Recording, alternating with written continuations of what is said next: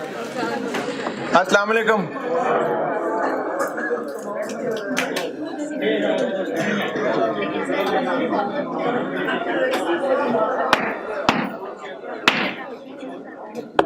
दुरूद शरीफ पढ़ लें।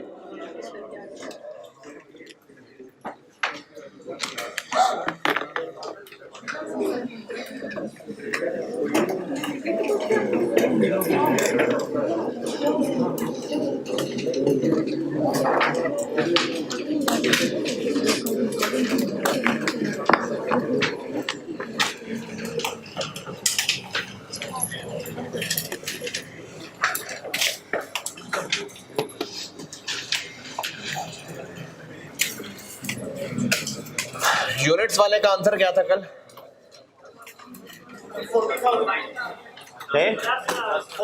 40,000।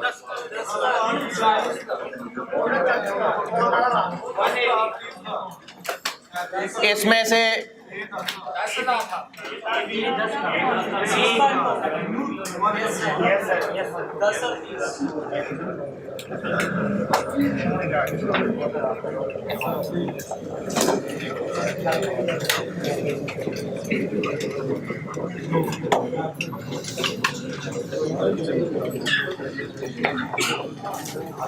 ये ऐसे 10 और 30 थे। जो कल सवाल कराया था, जो उसके फार्मूले बताए थे, अब उसके लिए नॉलेज के लिए एक बात बता रहा हूँ। हाँ जी, कि वेटेड एवरेज क्यों किया था, उसकी एक वजह बता रहा हूँ नॉलेज के लिए। समझ आ गया तो ठीक है, नहीं तो करना तो वही है जो फार्मूला बताया था।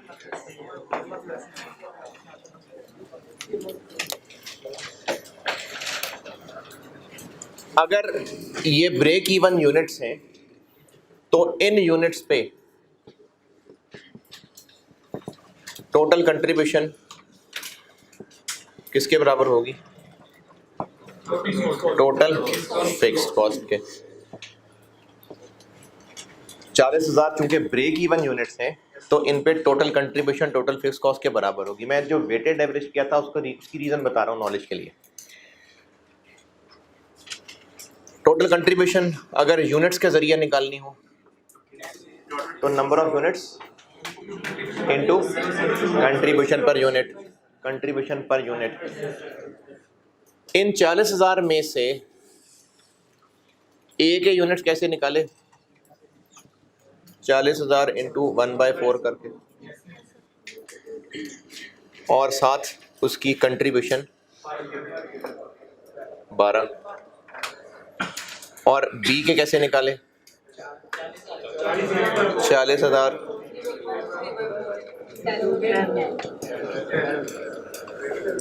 ये दोनों की टोटल कंट्रीब्यूशन आ गई।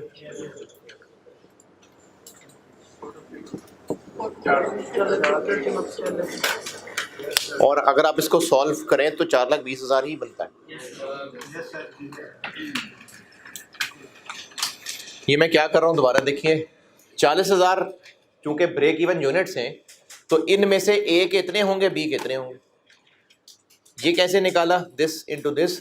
ये कैसे निकाला? This into this. ए के यूनिट्स इनमें से ये हैं और इन यूनिट्स पे ए टोटल कितनी कंट्रीब्यूशन कमा के देगा? इंटू 12। इन 40 में से, अच्छा 40,000 क्या आंसर निकाला हुआ हमने? Combined break even units. और इनमें से बी कितने होंगे? इतने। और उनपे कितना टोटल कंट्रीब्यूशन कमा देगा वो? इंटू 10। चूंकि ये ब्रेक इवन यूनिट्स हैं तो इस टोटल का आंसर कितना आएगा? Fixed cost. यहां तक कोई एतराज?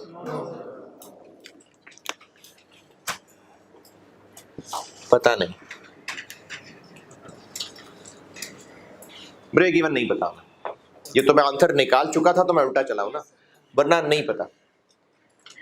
तो x कह लेते हैं। इस x में से a के कितने हैं? 10 कहां से? मैं नहीं पता ना 10। ये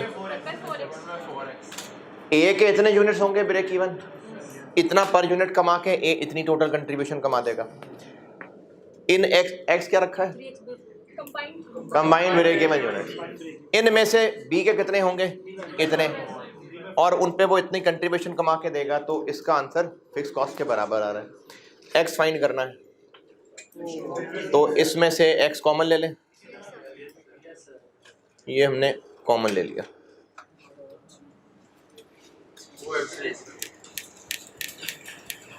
इस पे कोई एतराज? ए की कंट्रीब्यूशन, बी की कंट्रीब्यूशन, और ये साथ ए का वेट और ये साथ बी का वेट।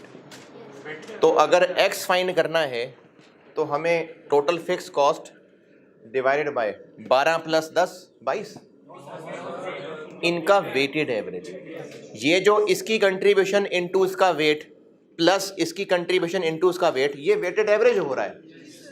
इसलिए फार्मूले के अंदर total fix cost divided by weighted average contribution per unit बताया था। हम इसलिए total fix cost divided by weighted average contribution per unit करते हैं क्योंकि ये इसकी डेरिवेशन है। हम 12 प्लस 10 नहीं कर देंगे ना, हम उनका वेटेड एवरेज लेंगे। क्यों? ये आपके सामने सारा सॉल्व किया मैंने। तो इसलिए फार्मूला था total fix cost divided by weighted average contribution per unit.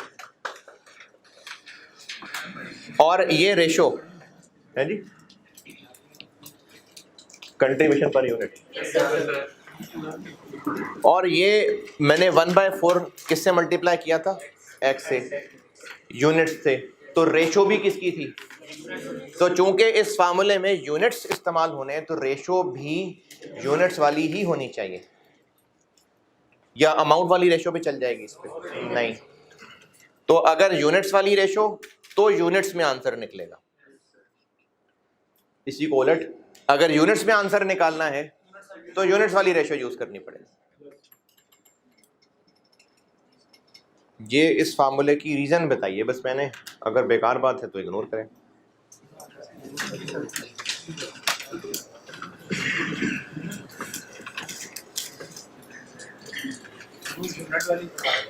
क्या ये जो आंसर इस वक्त हमने निकाला है, मैंने यहाँ 40,000 रखा था, उसको इनटू ये 1:3 में बांटा था। यूनिट्स को मैं बांट रहा था तो किसकी रेशो में बांट रहा था? यूनिट्स की क्या अमाउंट की? यूनिट्स की ना। तो अगर मुझे आंसर ब्रेक इवन यूनिट्स में चाहिए तो वेटेड एवरेज के लिए रेशो भी वो होनी चाहिए जो यूनिट्स के हिसाब से उनकी रेशो थी। क्योंकि इससे पहले मैंने क्या किया था, x को इस रेशो में बांटा था, तो यूनिट्स की रेशो थी तो यूनिट्स को बांटा था ना।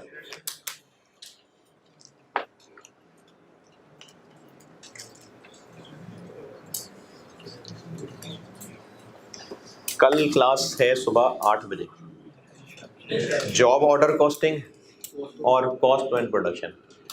आसान ही लगेंगे आपको, वो मैं सवाल कराऊंगा उनके, वो आपको आसान ही लगेगा। और वो नोट्स लेते आइएगा, डबल एंट्रीज के नोट्स थे एक दफ़ा आपके पास, 4 पेजेस थे गालिबन, वो लेके आइएगा।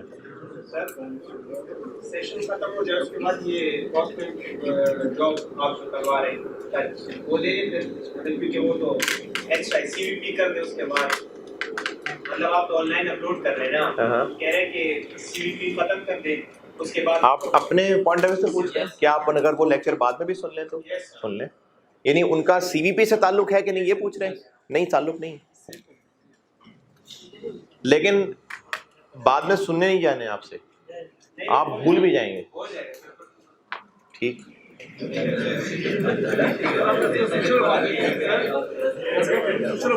क्या बात? वो मैंने कहा था आप उनसे कहें ना, कोऑर्डिनेशन वालों से, कोऑर्डिनेशन वालों से कहें, जी वो टेस्ट का में मिलता कोई नहीं है। नहीं, ऑफिस में एंटर, इधर वाले ऑफिस में एंटर हो ना, तो राइट साइड पे जो अकाउंट्स के साथ ही ऑफिस है, वहां से कहें टेस्ट का सोल्यूशन दे। क्या हुआ? कोई बात नहीं यार, पढ़ लेना, बैठ के सो जाना, खेलने ही चले जाना, सामने यूनिवर्सिटी ग्राउंड है, बहुत सारी मसरूफियत निकल सकती हैं।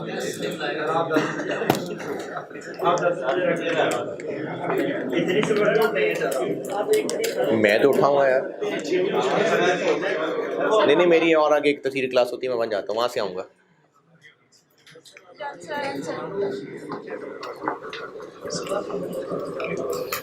रुपीस वाले का आंसर क्या निकला था?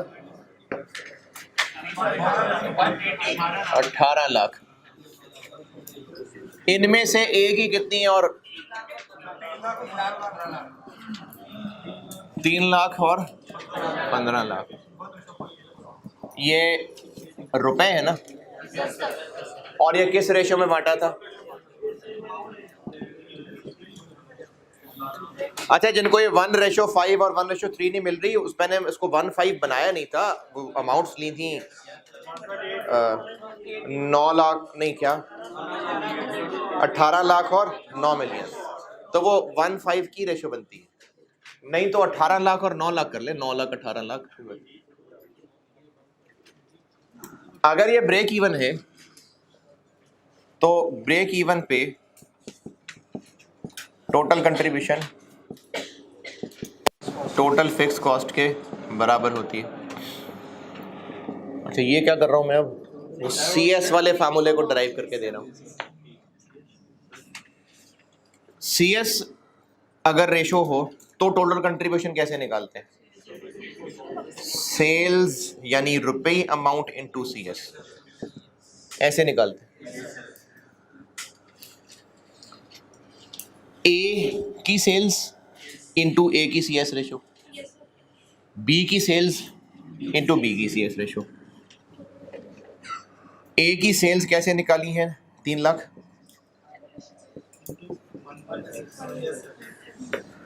ये ए की सेल्स आ गई और इसको multiply contribution per unit CS ratio 0.4। ये ब्रेक इवन सेल रुपए हैं। अगर इनमें से ए की कितनी 1/6, ये ए की सेल्स हो गई। ए की रुपी सेल्स में कितना कंट्रीब्यूशन होगा? इनटू CS रेशो या into contribution per unit? Into CS ratio, क्योंकि सेल्स अमाउंट से मल्टीप्लाई CS रेशो ने होना है। कंट्रीब्यूशन निकालने के लिए units into contribution per unit या फिर सेल्स इनटू CS रेशो। तो मैं चूंकि यहाँ रुपी सेल्स लिख रहा हूँ तो कंट्रीब्यूशन निकालने के लिए इनटू CS रेशो कर रहा हूँ। और साथ बी के कितने सेल्स हुई होनी चाहिए? 18 लाख इंटू 5/6। ये बी की सेल्स, तो ये 4,20,000 के बराबर आएगा। अब इसमें से ये नहीं पता,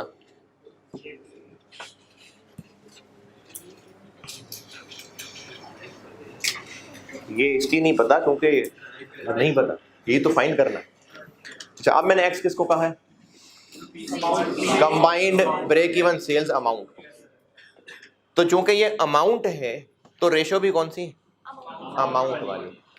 तो अब ये अंदर रह गया दोनों के CS रेशो का वेटेड एवरेज, और वेट किस रेशो में? अमाउंट की रेशो में। इसलिए फार्मूला बनाया था total fix cost divided by weighted average CS ratio, और से जो आंसर आएगा वो रुपीज में आएगा।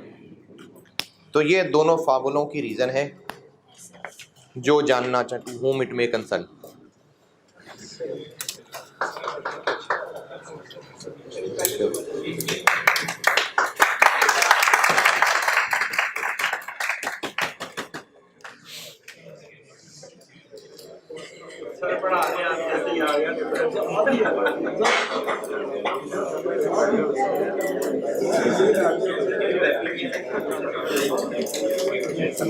अच्छा, इधर ग्राउंड टाउन में है क्लास सुबह 8 बजे। रूम कोई भी होगा यार, तो कितने को हैं देख लीजिएगा, पता नहीं कोई होगा, देख लें।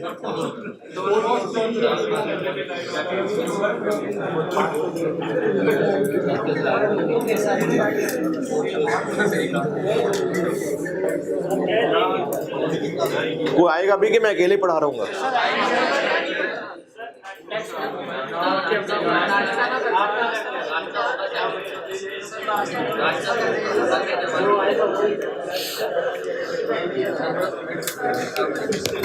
चलो कल के हालात देख के फैसला करूंगा।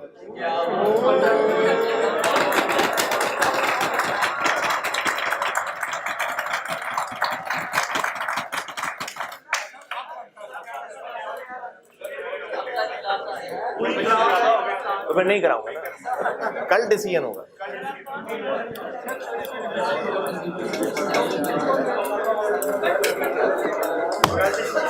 एक दो नोट्स लिख लें, अब एक दो नोट्स लिख लें,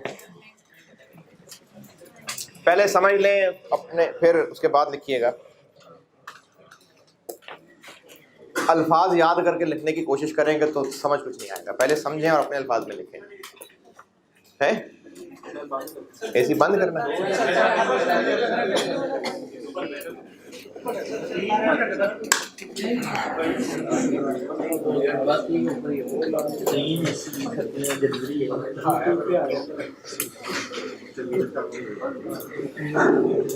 एक नोट ये लिख लीजिएगा कि अगर आपको फिक्स कॉस्ट प्रोडक्ट वाइज बांट के भी दे दी हो तो वो धोखा होगा, वो बिला वजह ज़बरदस्ती बांटी होंगी, असल में वो बिजनेस की कॉमन भी होंगी।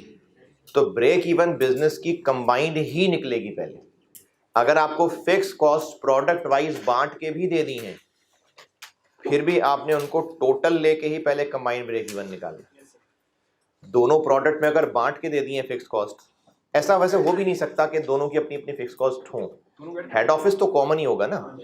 तो अगर आपको प्रोडक्ट वाइज बांट भी दी है तो ऐसा नहीं कर देना कि चलो अपनी अपनी फिक्स कॉस्ट लेके ब्रेक इवन कर लें, आपने ग्रैंड टोटल ही करना है, फिक्स कॉस्ट दोनों को ऐड कर देना है, फिर कंबाइंड ब्रेक इवन निकालना है, फिर वहां से ब्रेक प्रोडक्ट वाइज पे जाना है।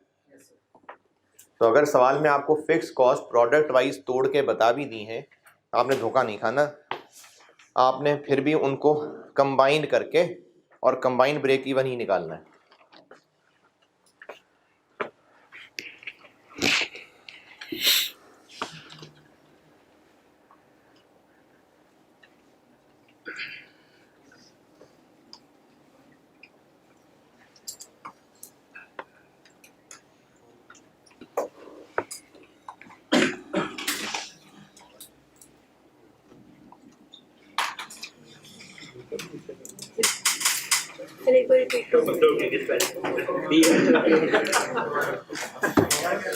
अगर रिपीट कर रहा हूं, अगर आपको फिक्स कॉस्ट दी है सवाल में और प्रोडक्ट वाइज तोड़ के बता दी, आपने फिर भी उनको कंबाइंड ही करना है और कंबाइंड ब्रेक इवन ही निकालना है।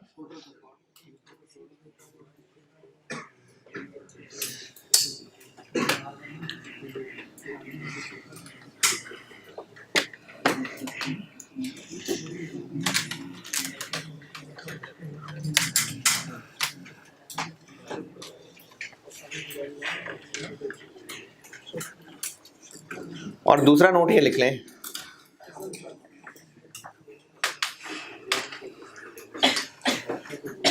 ये भी समझ लें पहले, ब्रेक इवन का यूनिट्स वाला फार्मूला लगना है, ये मैं कंबाइंड की बात कर रहा हूँ, ब्रेक इवन कंबाइंड होगा, यूनिट्स वाला फार्मूला लगना है या अमाउंट वाला फार्मूला लगना है, ये इस बात से नहीं फैसला होगा कि रिक्वायर्ड क्या है, रेशो क्या है, इससे फैसला होगा।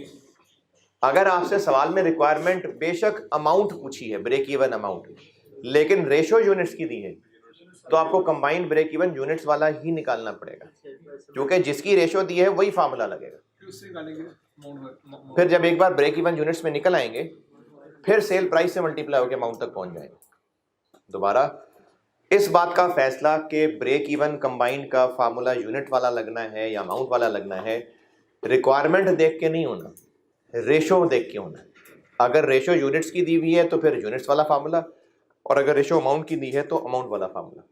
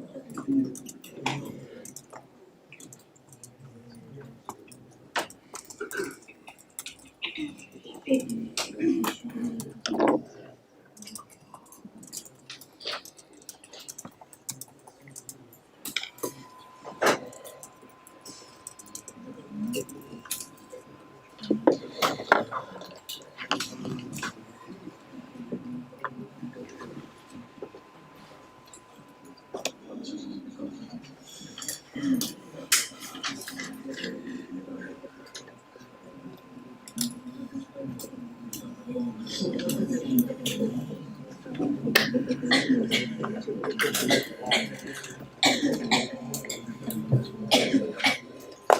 जी, लिख लिया।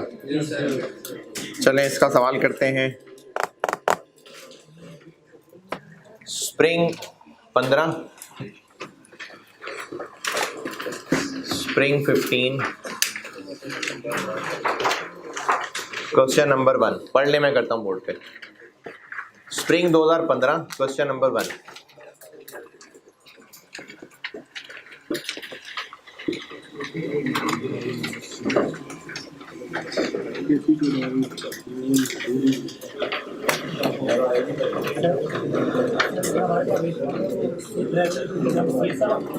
जी, अगर रेशियो यूनिट्स की है तो फिर यूनिट्स वाला फार्मूला लगाएंगे।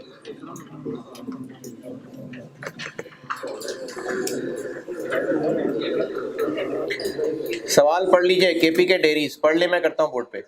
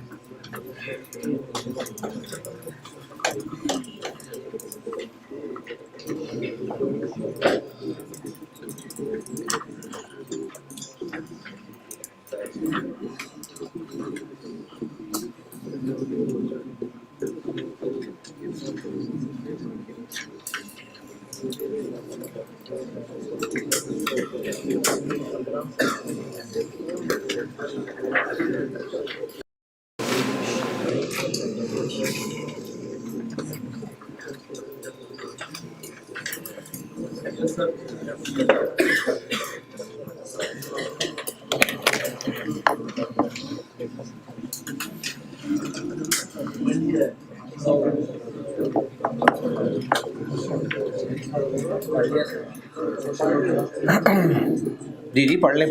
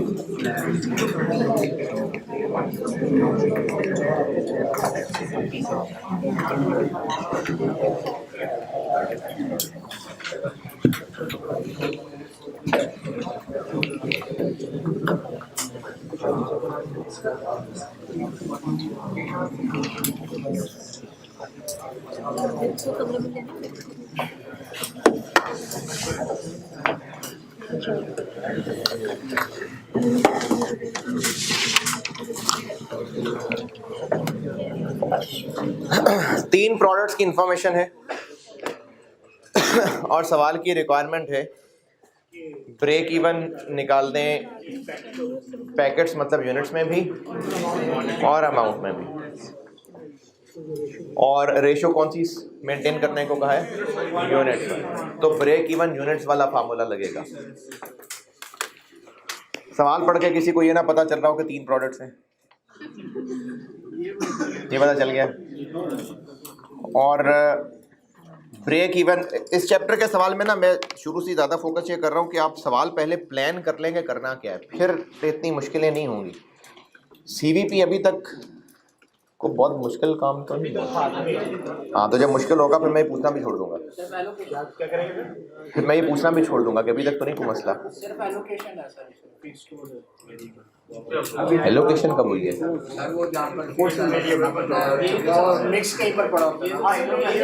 High low method. अच्छा, मैंने Monday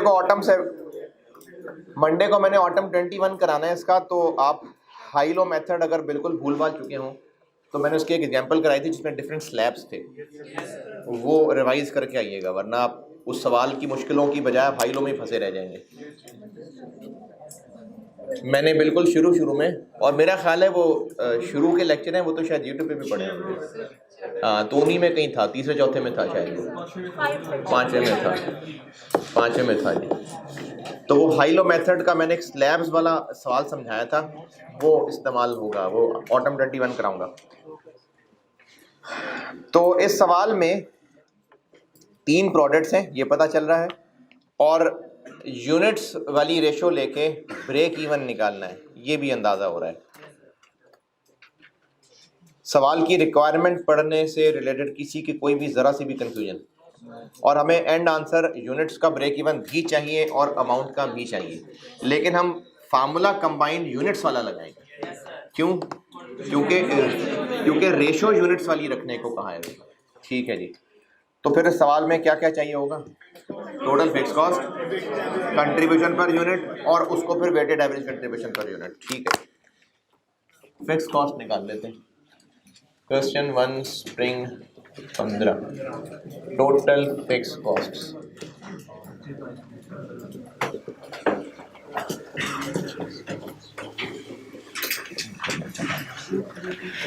total fix cost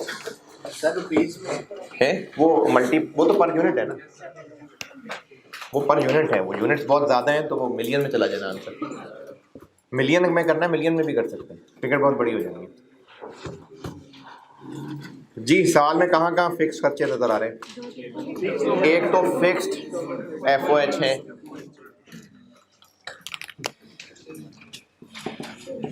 per unit दिए हुए हैं, तो जैसे पर यूनिट बनाए होंगे वहां से उल्टा चल लेते हैं। प्रोडक्शन पर यूनिट दिए हुए हैं, पर यूनिट बनाए कैसे गए होंगे? प्रोडक्शन यूनिट से डिवाइड करके, तो हम मल्टीप्लाई कर देते हैं। C प्लस का 25 कैसे बना होगा? 540 से डिवाइड हो गया कि 425 से, तो हम वापस चल लेते हैं 13। देखें, फिक्स कॉस्ट पर यूनिट दी हुई है, हमें टोटल चाहिए, तो जैसे पर यूनिट बनी होगी उससे रिवर्स चल रही है। इसी तरह I प्लस, ये 22 कैसे बना होगा? 275 से डिवाइड करके मल्टीप्लाई कर लें, टोटल तक पहुंच जाएंगे। और इसी तरह V प्लस क्या 20 इंटू 185, ये इस तरह से FOH टोटल तक पहुंच गए। फिक्स्ड FOH निकाले मैंने भी।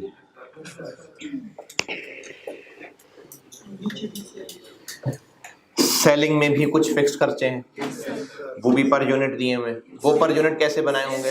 वो यूनिट सेल से डिवाइड करके बनाए होंगे, मल्टीप्लाई कर लेते हैं। FOH फिक्स्ड ओवरहेड नहीं होता, FOH फिक्स्ड ओवरहेड नहीं होता, फैक्ट्री ओवरहेड। ये फिक्स्ड पर हेडिंग लिख दी मैंने। सेलिंग कॉस्ट में भी कुछ फिक्स्ड है, वो तीनों में ही 5 है, तो फिर यूनिट्स एक ही बार ऐड करके फिर मल्टीप्लाई कर देंगे। तो C प्लस के यूनिट्स 425, I प्लस के यूनिट्स 255 और V प्लस के यूनिट्स 170, 850। इन्हीं से 5 कर देते हैं, 4250। तीनों से जो बारी बारी करना था और 5 ही करना था, तो प्लस करके मल्टीप्लाई कर दिया। और सवाल में कहीं fix cost?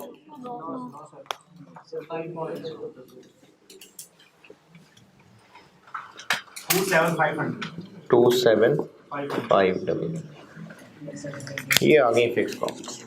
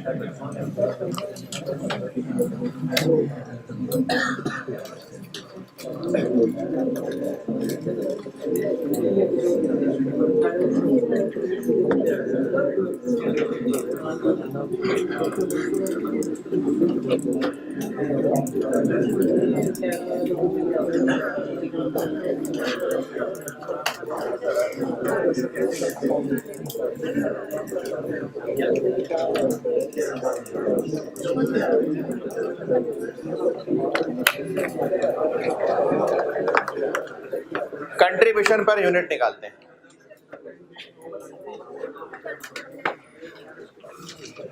Contribution per unit के लिए सेल प्राइस और वेरिएबल खर्चे चाहिए, तो सेल प्राइस तो है ही नहीं,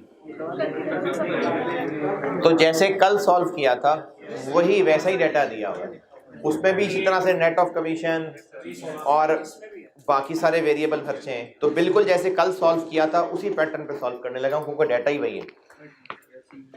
बात दोबारा सुन लें, हम कंट्रीब्यूशन पर यूनिट निकालने लगे हैं, तो कंट्रीब्यूशन पर यूनिट के लिए सेल प्राइस चाहिए, नहीं है sale price.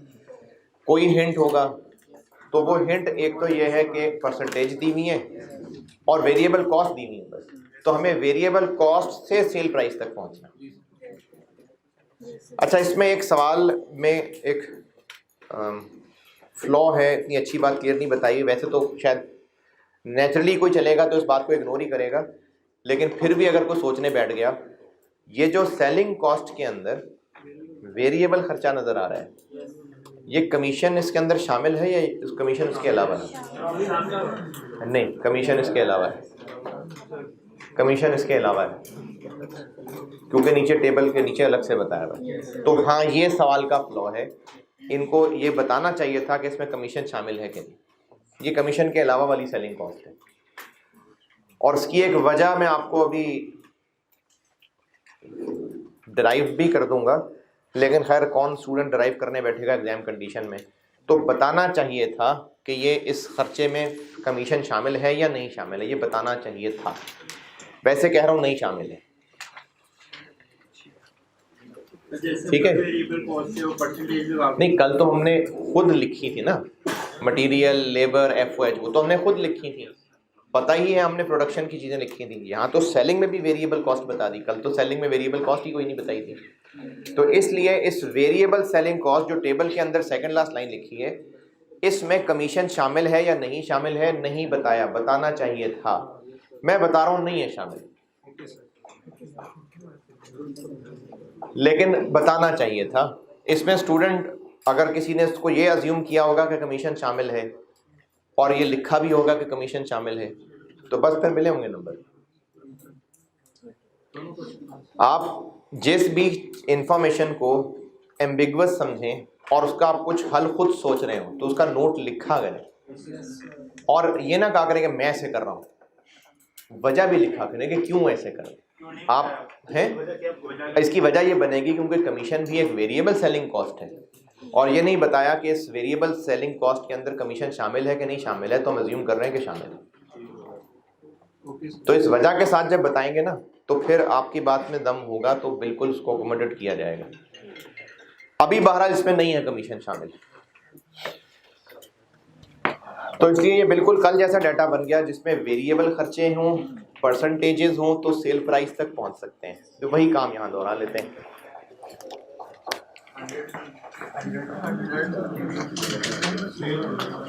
Contribution per unit निकालते हैं और फिर उसको वेटेड एवरेज कर लेंगे, सी प्लस का, आई प्लस का और बी प्लस का। और कल वाली बात, सेल प्राइस 100 है, कमीशन 5 है और कंट्रीब्यूशन इसका 40 है, तो असल में वो फिर वो 38 है, और बाकी कोई और जो है कमीशन के अलावा वो 57।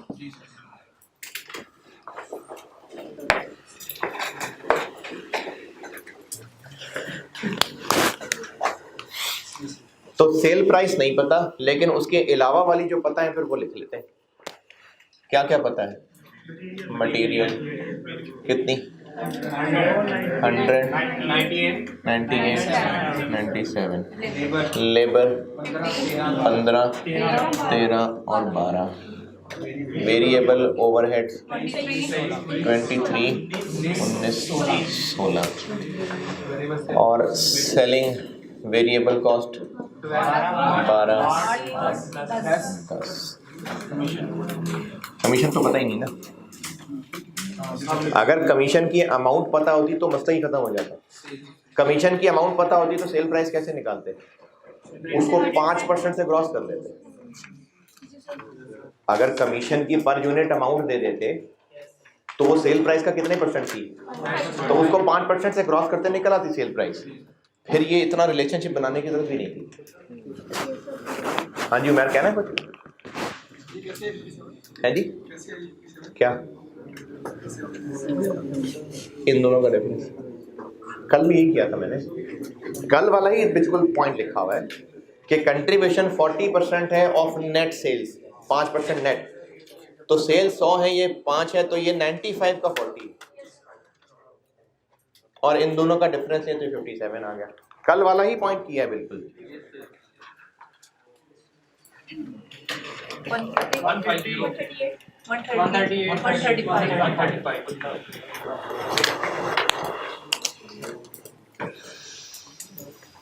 चूंकि इसमें कमीशन नहीं है तो ये इसमें से क्या है, ये 57 है, तो हम सेल प्राइस तक पहुंच जाएंगे।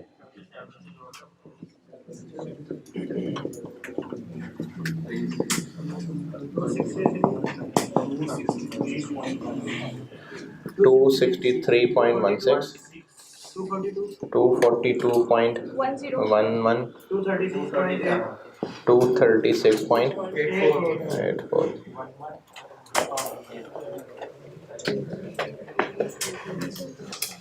चलें, सेल प्राइस निकल आई और कंट्रीब्यूशन भी तो चाहिए। सेल प्राइस निकल आई, कंट्रीब्यूशन निकालनी है।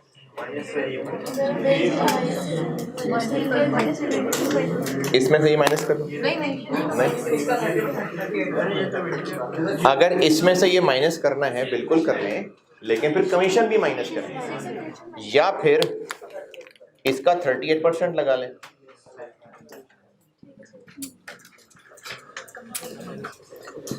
ऊपर कमीशन नहीं है ना अभी, इंटू 30, 192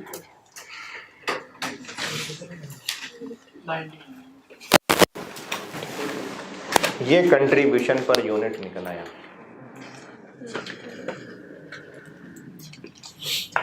अगर सेल प्राइस से इसको माइनस करेंगे तो फिर कमीशन भी माइनस करेंगे, फिर कंट्रीब्यूशन निकलेगी, वो भी यही निकलेगी।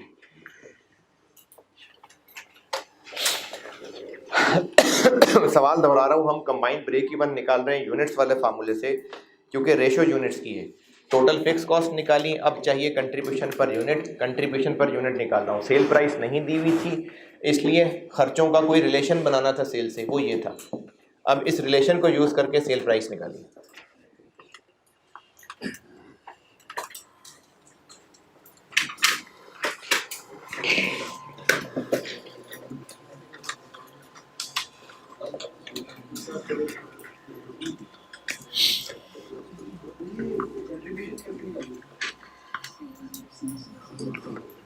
ये सेल प्राइस आ गई, वो तो सेल प्राइस निकालनी थी ना, निकाल ली। अब ये सेल प्राइस है, उसका 38%, 150 माइनस के ना, कमीशन भी माइनस करें फिर, क्योंकि इधर कमीशन नहीं है ना, कमीशन तो 57 के अलावा है। तो सेल प्राइस में से फिर कमीशन भी माइनस करें, 150 भी माइनस करें, फिर ये आएगी। या फिर सेल प्राइस पे 38% लगा दें।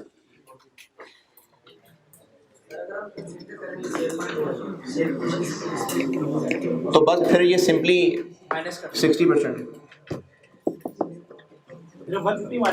नहीं, 60 नहीं, सॉरी 62%। अगर आप अज्यूम करें कि इसमें सेल कमीशन शामिल है तो बस फिर ये 62%, इसको 62 से क्रॉस कर देंगे, फिर इन दोनों को नेट ऑफ कर देंगे तो कंट्रीब्यूशन आ जाएगी।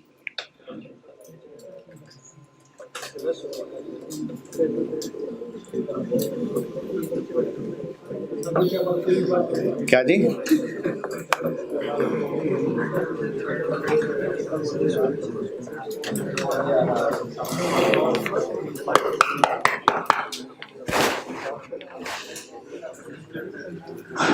अच्छा, ये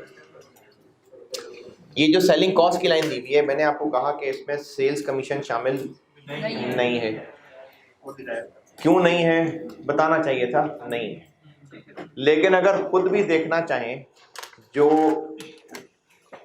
शायद सब लोग ना पिक कर पाए, लेकिन चलें जितने भी कर लें, अगर खुद भी देखना चाहें रफ आइडिया से, तो इनकी ये जो कॉस्ट हैं, अगर आप इनको सेल प्राइस बनाते हैं तो कुछ 200 तो सारी जाएंगी, सारी देखें 200 से ऊपर जा रही है।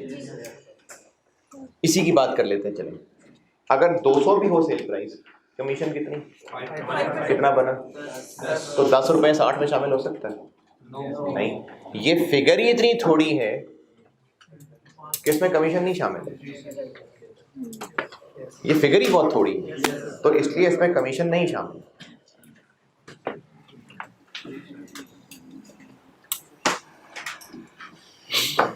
अब आगे वेटेड एवरेज कंट्रीब्यूशन।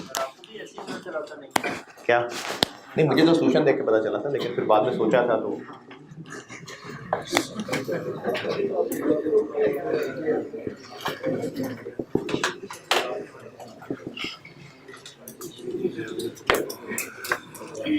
सौ 92 90 एवरेज करना है किस रेशो में?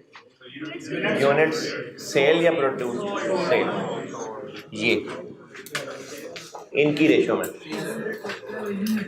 तो 100 इंटू 100 का वजन, 100 का वजन है 425/850 प्लस 92 इंटू 92 का वजन 255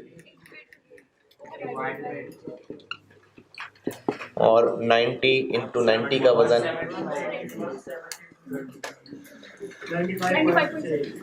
95.6।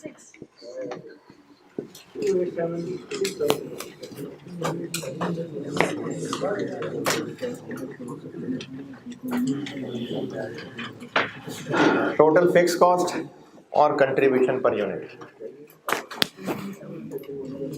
अब यहां से मिलेगा ब्रेक इवन कंबाइंड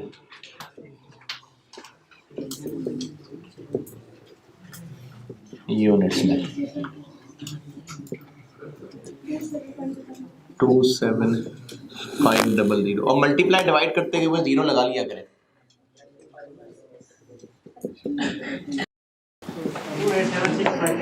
टू 87656 मेरा नहीं ख्याल।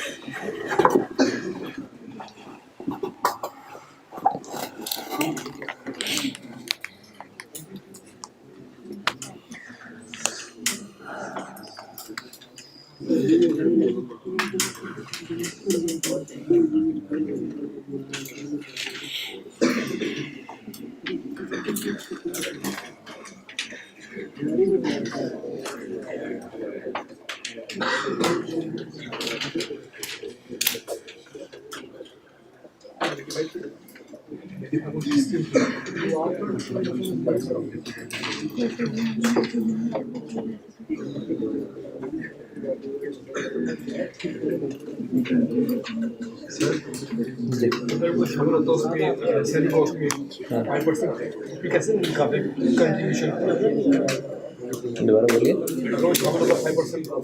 उसमें सेलिंग कॉस्ट पे कैसे निकालते हैं? अगर सेलिंग कॉस्ट में कमीशन शामिल होती तो फिर सारा वेरिएबल खर्चा फिर 62% है। कंट्रीब्यूशन कितनी है? 38%। तो वेरिएबल कॉस्ट कितनी है? 62। तो फिर वो 62 होता, फिर उसको 62 से ग्रॉस करते तो सेल आ जाते।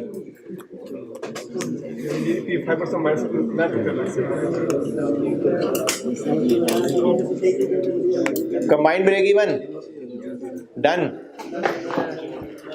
अब यहां से पहले यूनिट्स तोड़ेंगे फिर अमाउंट तक जाएंगे।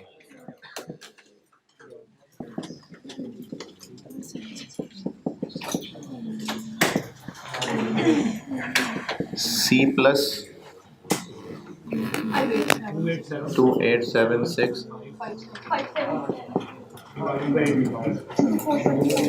इसी रेशो में 425 by 850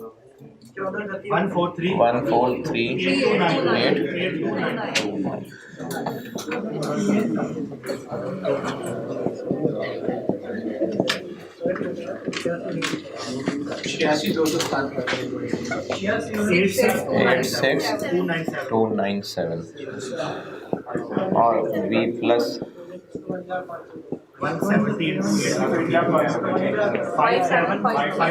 57 ये यूनिट्स निकला है। लेकिन सवाल में यूनिट्स के साथ साथ रेवेन्यू भी पूछा है, तो इसको प्राइस से मल्टीप्लाई कर लें।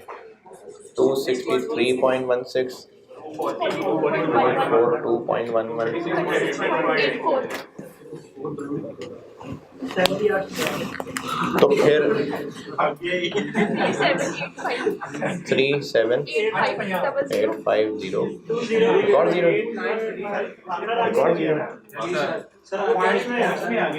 नहीं बस ठीक है।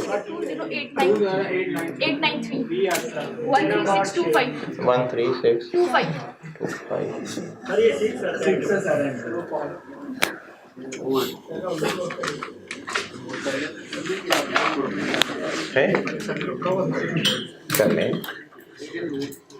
हाँ करें बिल्कुल। वो कहाँ पर ये ठीक नहीं है? 26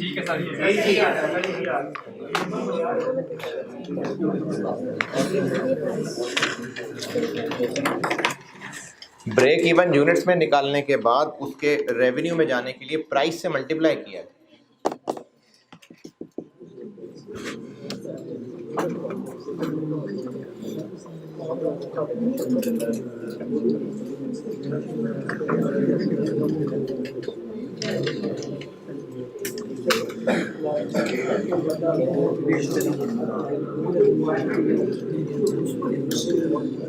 जो प्रोडक्ट्स की आप इसकी रेशो मेंटेन करनी है वो सवाल वाला बताएगा। अब चाहे वो सवाल में रिक्वायर्ड के अंदर बताए चाहे रिक्वायर्ड से ऊपर बताए।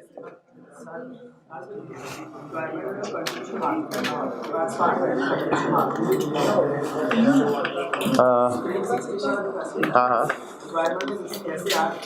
कंट्रीब्यूशन मार्जिन, यानी ये कंट्रीब्यूशन मार्जिन अगर परसेंटेज में है तो ये CS रेशो ही है। हाँ, नहीं, मैनेजमेंट ने कौन सी रेशो मेंटेन रखनी है? नहीं, देखें, रिक्वायरमेंट के ऊपर जुमले में भी लिखी हो सकती थी। ये जो अज्यूमिंग दैट रेशोज क्वांटिटी लिखा हुआ है रिक्वायरमेंट में, ये रिक्वायर्ड से ऊपर भी लिखा हो सकता था। जरूरी रिक्वायर्ड में लिखा होना नहीं है, सवाल में बताया होगा। दोनों कहाँ बता रहे हैं? रेशो किसकी कही है? रेशो से मुराद, मैं CS रेशो नहीं कह रहा, प्रोडक्ट्स की आपस की रेशो वो कौन सी है जो मेंटेन करनी है? यूनिट्स वाली ना, तो इसलिए यूनिट्स वाला फार्मूला लग रहा है। कल जो मैंने खुद ही सवाल बना के लिखवाया था उसमें मैंने दोनों चूंकि फार्मूलों से कराना था, तो रेशो अगर रेवेन्यू की मेंटेन करनी थी तो बताएंगे कि रेवेन्यू की रेशो मेंटेन करनी है, अगर यूनिट्स की रेशो मेंटेन करनी है तो बताएंगे यूनिट्स की रेशो मेंटेन करनी है। अब इस सवाल में कहा हुआ है कि क्वांटिटीज की रेशो मेंटेन करनी है, तो इसलिए यूनिट्स वाला फार्मूला लगेगा।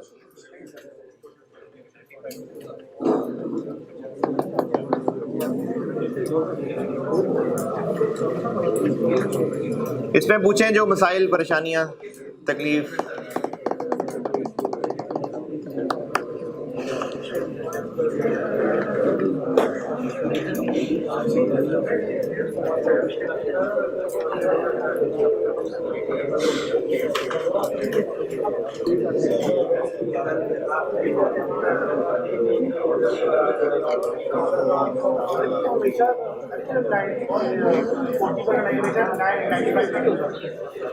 नहीं, हमेशा नहीं।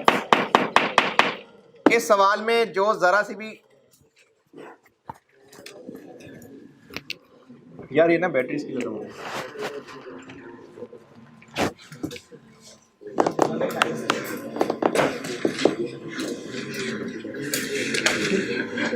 ठीक है,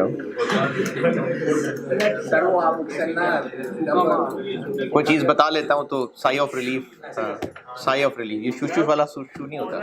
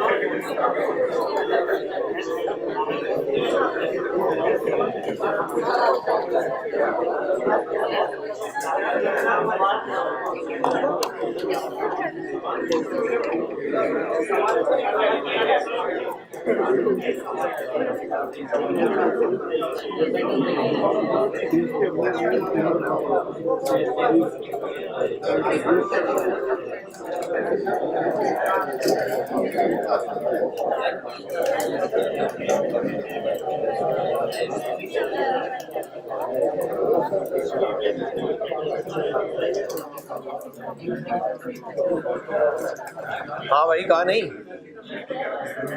यार, गए थे तो लेते ही आते।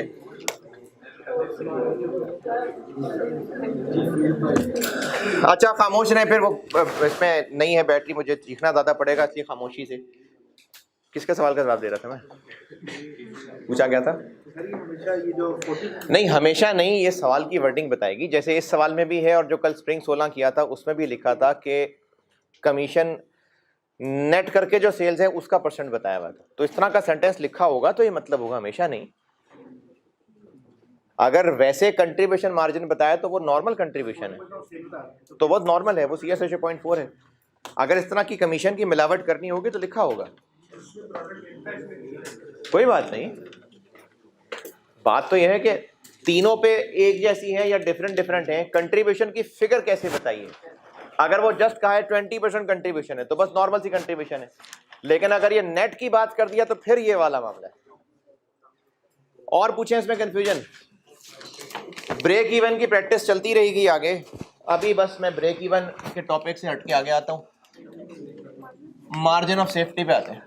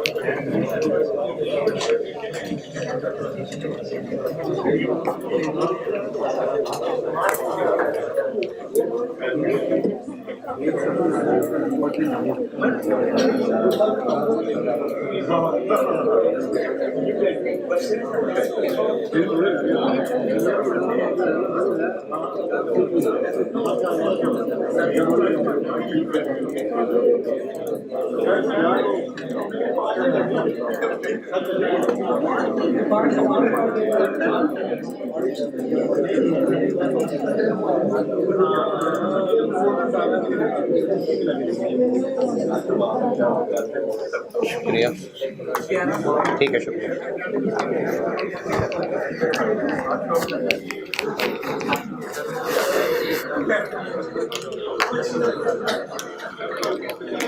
इस चैप्टर के मैंने 4 हिस्से बांटे थे, इनमें से दूसरा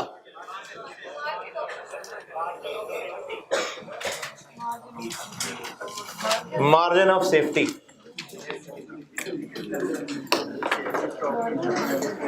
अगर एक स्टूडेंट एग्जाम में ये टारगेट करके जा रहा है कि बस 55 नंबर लेने हैं, अरे पूरी मिसाल सुन लें, और एक और स्टूडेंट है जो टारगेट करके मेहनत करके वो टारगेट कर रहा है कि 75 मार्क्स लेने हैं, तो किसके फेल होने के चांसेस ज़्यादा हैं? 55 वाले के।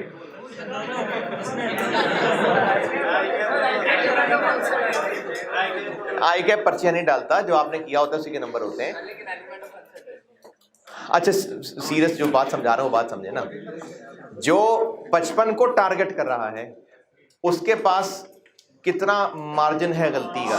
5 नंबर का, 6 का है वैसे 6 है ना, 50 पे तो पास है। और जो 75 का टारगेट कर रहा है उसके पास 26 का मार्जिन है। ये मार्जिन जितना ज्यादा होगा उतना ही वो अपने टारगेट सेट करने में सेफ है। इसको मार्जिन ऑफ सेफ्टी कहते हैं कि जब टारगेट सेट किया जा रहा है तो वो खाई से कितना दूर है। खाई नहीं, मतलब खाई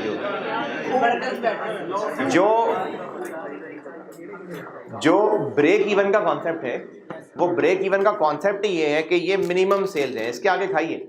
अगर इससे कम सेल्स हुई तो लॉस। तो ब्रेक इवन पता हो और उसको सामने रख के बजटेड सेल्स टारगेट की हो। मार्जिन ऑफ सेफ्टी का फिर क्या फार्मूला लगा? कि जो बजटेड सेल्स टारगेट कर रहे हैं कितना सेफ रह के टारगेट कर रहे हैं, ब्रेक इवन और उसका डिफरेंस लेना, भाई ये होता है margin of safety. Margin of safety दोबारा सुने, बिजनेस ने टारगेट किया है सेल्स, बजट किया है, टारगेट मतलब बजट किया है कि हम 800 मिलियन की सेल्स करना चाहते हैं, ये इन्होंने टारगेट रख लिया। ब्रेक इवन सेल 640 है, तो इन्होंने जो टारगेट रखा है कितना सेफ टारगेट है, इसकी इंटरप्रिटेशन ये है कि इनके इस टारगेट में कितनी कमी बस एक्सेप्टेबल है, बस 160। देखें 800 टारगेट है, अगर ना भी अचीव हो सका, थोड़ा कम भी रह गया तो फिर भी सही है। कितना सेफ है कम हो जाना, 160। इससे ज्यादा कम हो गया तो फिर लॉस में चला जाएगा। इस 160 को मार्जिन ऑफ सेफ्टी कहते हैं। हाँ जी, बस यही है, वाकई यही है।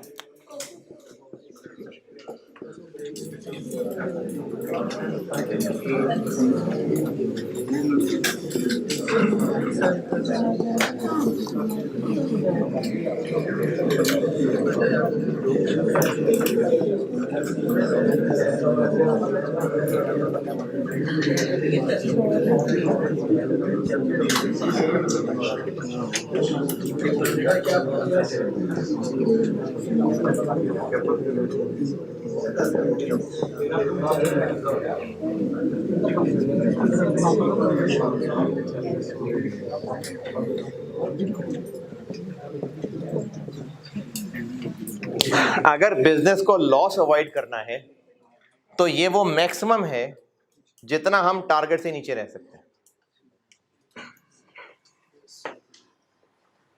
फार्मूला बन गया इसका, मार्जिन ऑफ सेफ्टी अगर रुपीस में निकालना है तो क्या फार्मूला हो गया, बजटेड सेल्स। अच्छा, अगर मार्जिन ऑफ सेफ्टी रुपीस में निकालना है तो फिर रुपीस ही, बजटेड सेल्स भी रुपीस में और ब्रेक इवन सेल भी रुपीस में। दोबारा ब्रेक इवन सेल निकालनी पड़ेगी। दोबारा क्यों? मतलब ब्रेक इवन से है ना बढ़ते हुए, नहीं तो उससे एक स्टेप आगे चले गए ना। टॉपिक में हमें ब्रेक इवन सेल भी निकालनी पड़ेगी। हाँ, तो ब्रेक इवन से आगे बढ़ गए ना, तो सवाल में अगर मार्जिन ऑफ सेफ्टी निकालना है तो उसमें ब्रेक इवन भी निकालनी पड़ रही हुआ करेगी।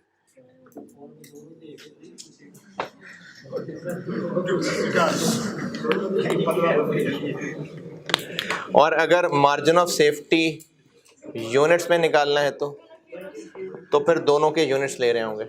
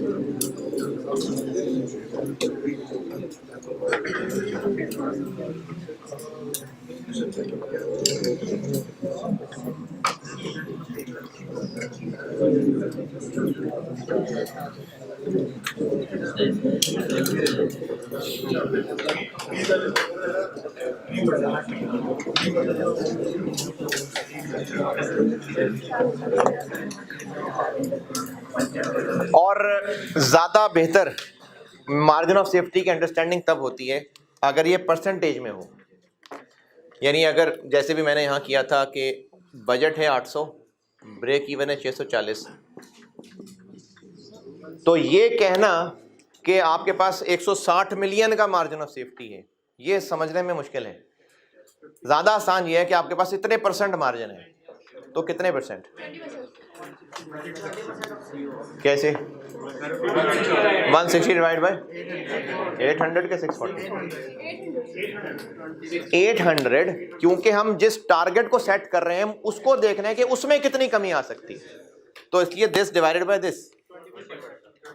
तो मार्जिन ऑफ सेफ्टी परसेंटेज में भी हो सकता है, तो उसके लिए फिर मार्जिन ऑफ सेफ्टी को डिवाइड करेंगे बजटेड सेल से।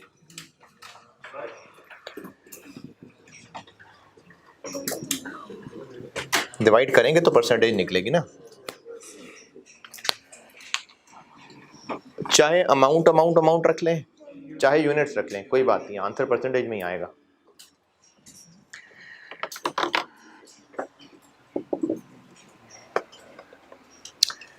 सवाल लिखें।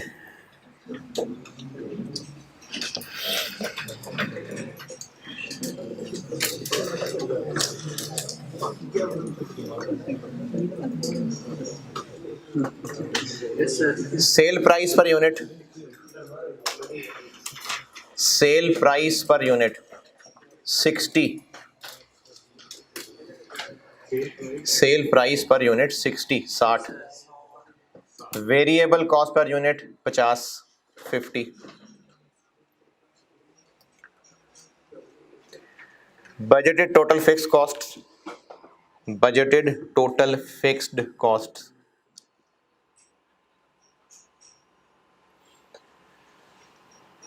144,000, 144,000।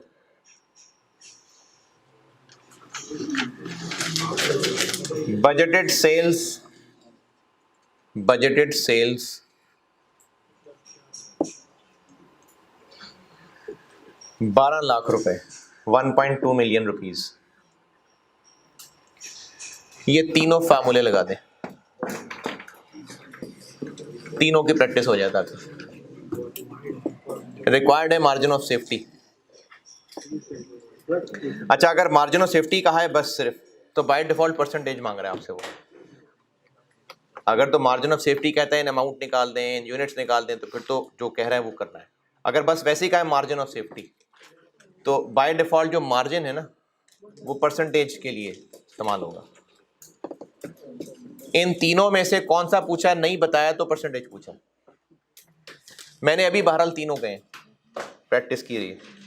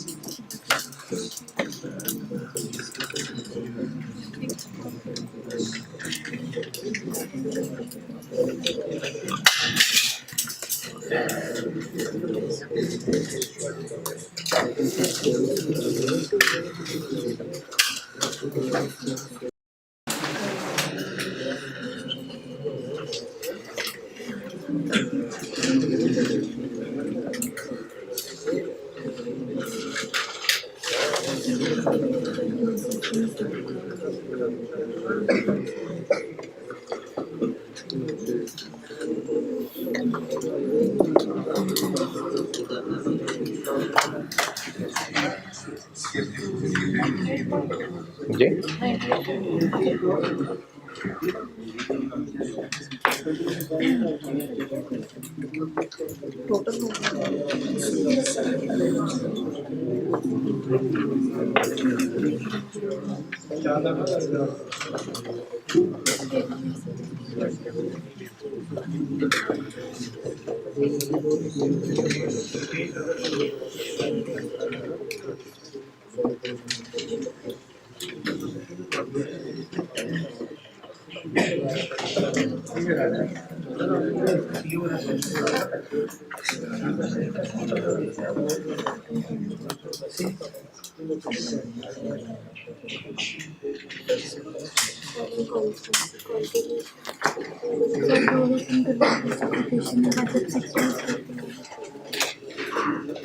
के बाहर शोर ज़्यादा आएगा। ये वाला ऐसे ही चला लें यार।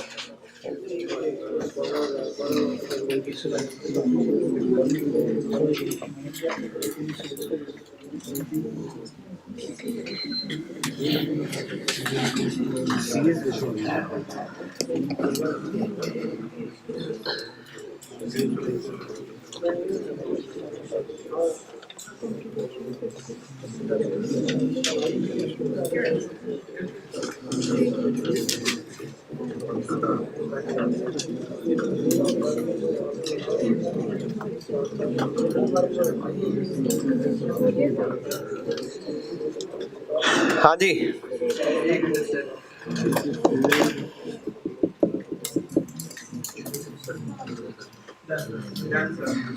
ब्रेक इवन सेल यूनिट्स में, ब्रेक इवन सेल यूनिट्स में, 5600 ब्रेक इवन सेल यूनिट्स में 14400, क्योंकि फिक्स कॉस्ट 144,000 को डिवाइड करेंगे कंट्रीब्यूशन पर यूनिट 10 से, तो 14400 यूनिट्स आ जाएंगे ब्रेक इवन। 20 रुपए का एक है तो ब्रेक इवन अमाउंट बन जाएगी 20 नहीं सॉरी 60 रुपए, 60 रुपए का एक है तो ब्रेक इवन अमाउंट बन जाएगी 864,000। ब्रेक इवन यूनिट्स हैं 14400 और सेल प्राइस 60 से मल्टीप्लाई कर दें तो 864,000।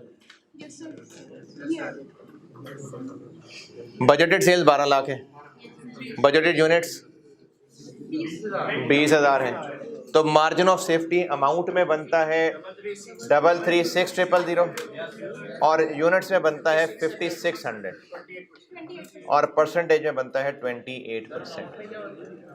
336,000 बजटेड सेल्स की अमाउंट बताई हुई है ना मैंने, और आप ब्रेक इवन सेल की अमाउंट निकाल लें, यूनिट्स निकल आए उसको इनटू सेल प्राइस करें तो ब्रेक इवन की अमाउंट आ जाएगी।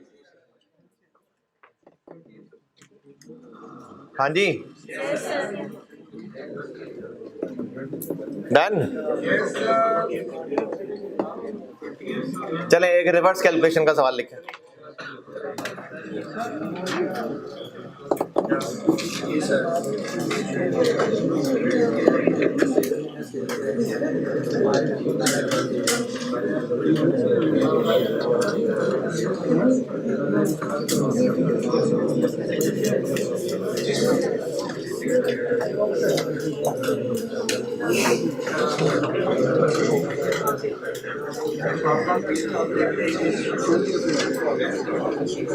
ठीक है, डन लिखवाऊं? सवाल लिखिए, इसमें रिवर्स कैलकुलेशंस कराने लगा हूं कुछ। Total budgeted fix cost, total budgeted fixed cost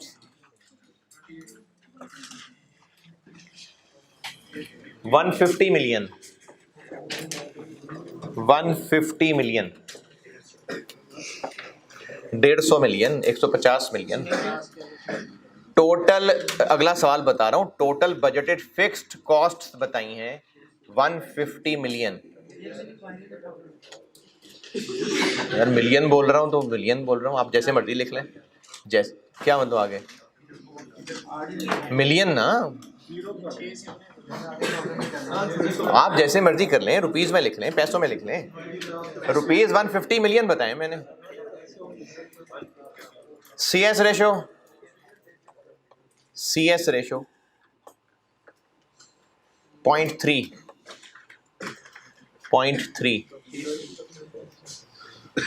cell price per unit, sale price per unit 20 रुपए।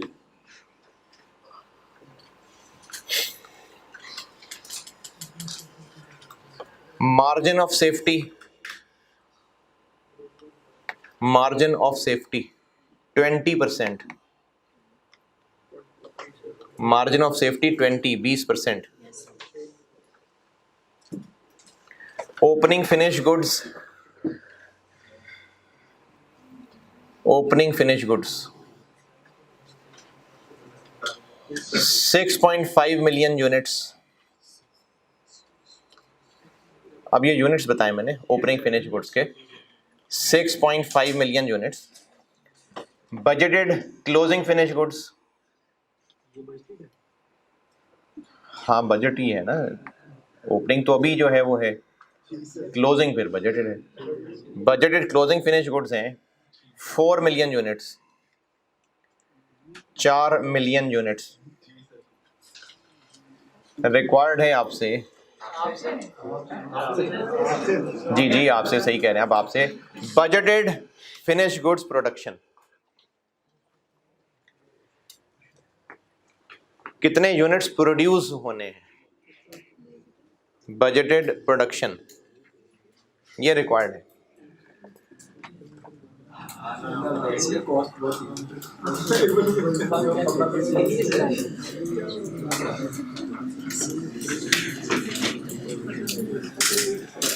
करें करें जल्दी, दूसरे सेक्शन में से काफी लोगों ने कर लिया था.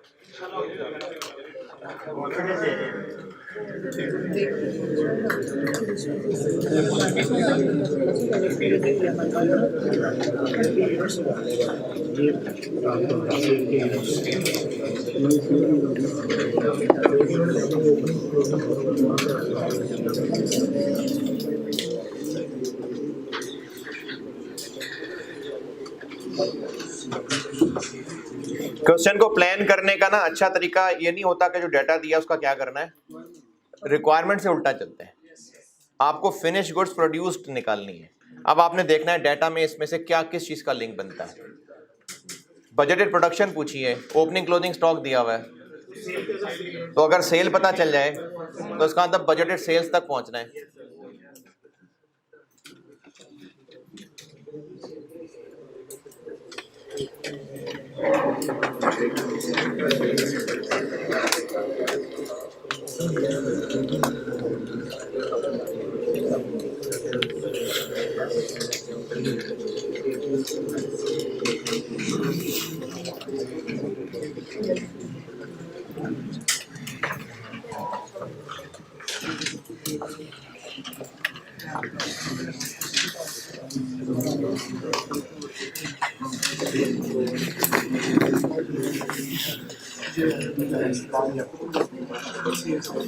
तो मुंह तो बंद ही ना किया, बता दूंगा.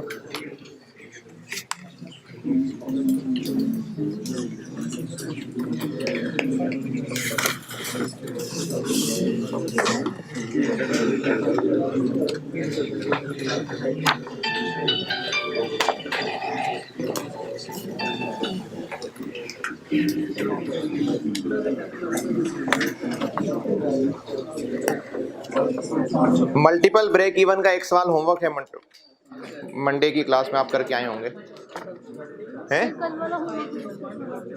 वो दफा गए.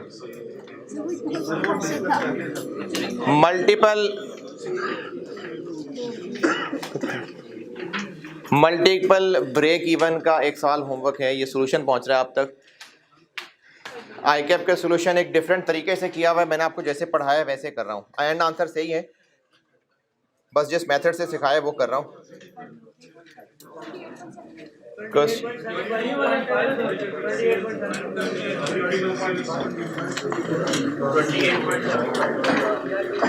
ये होमवर्क है मंडे के लिए. क्वेश्चन नंबर क्या लिखा हुआ है,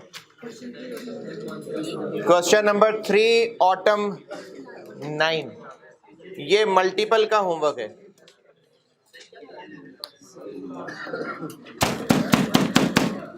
मल्टीपल ब्रेक इवन का होमवर्क, मल्टीपल ब्रेक इवन का होमवर्क है ये, उसका सॉल्यूशन पहुंच रहा है आप तक.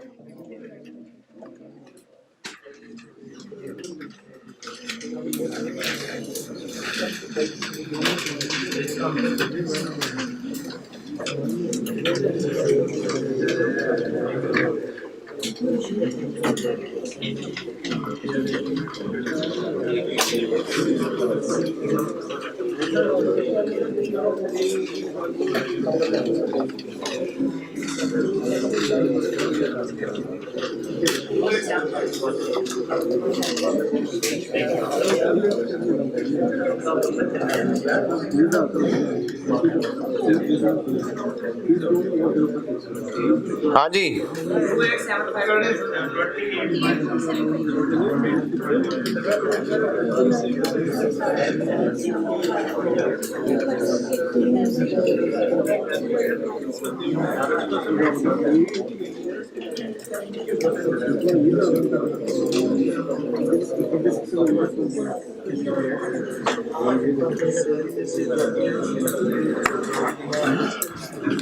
28.75 million units.